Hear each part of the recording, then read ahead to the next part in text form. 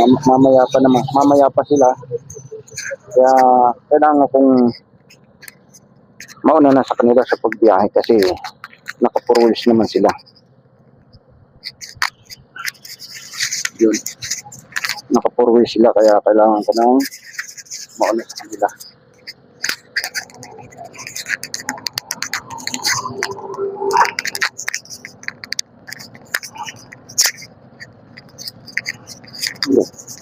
Aabutan tayo ng pasok natin dyan para mas maganda. Yan.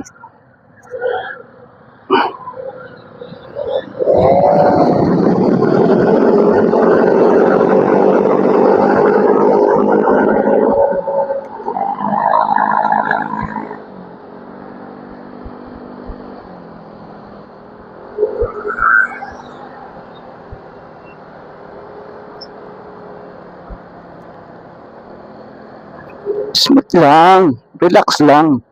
Masyado kayo mabibilis eh.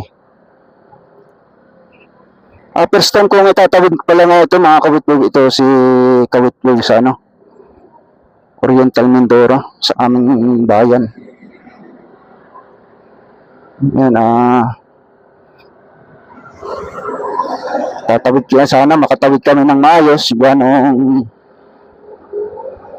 may bagyo, hindi ko alam kung may biyahe ang barko. Sana naman ay mayroon kasi sayang yung import. Tsaka yung pagdating ng aking kapatid, kasama ba yung buong pamilya niya, ng anak, asawa, ayun. Kaya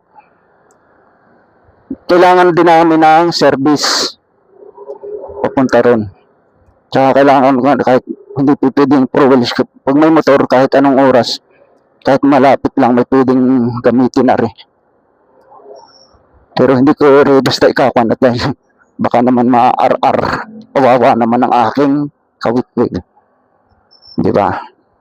Mahal natin to eh.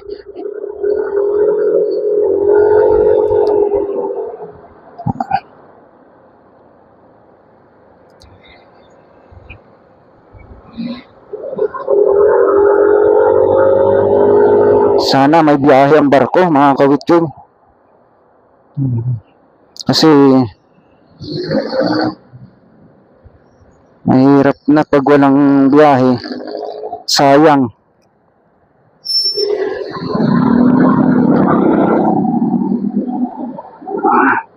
Sayang ang aming biyahe.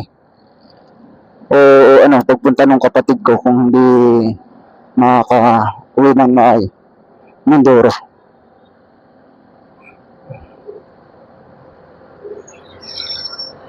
Yan. Dito na ako sa doon ako nagmula mga kawitwig sa sitio Masagana. Sa kantin. Angkas ko sana yung kapatid ko kaya lang wala pa. Inakuha pa yung isang sasakyan. Kaya siguro doon na lang kami magkita sa Batangas, sa pier.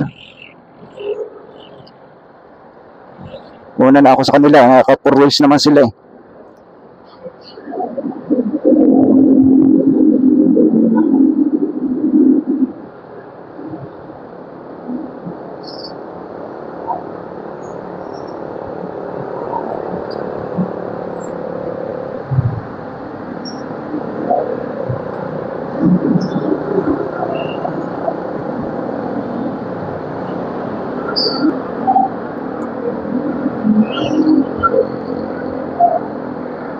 Maganda dito kaya pumikat tayo ng pasahero, no? Ay, wala pala akong helmet.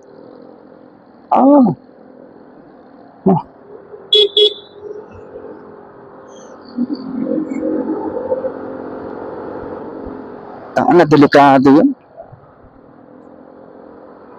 Huwag yung gagayahin yung gano'n mga kawitwig ha.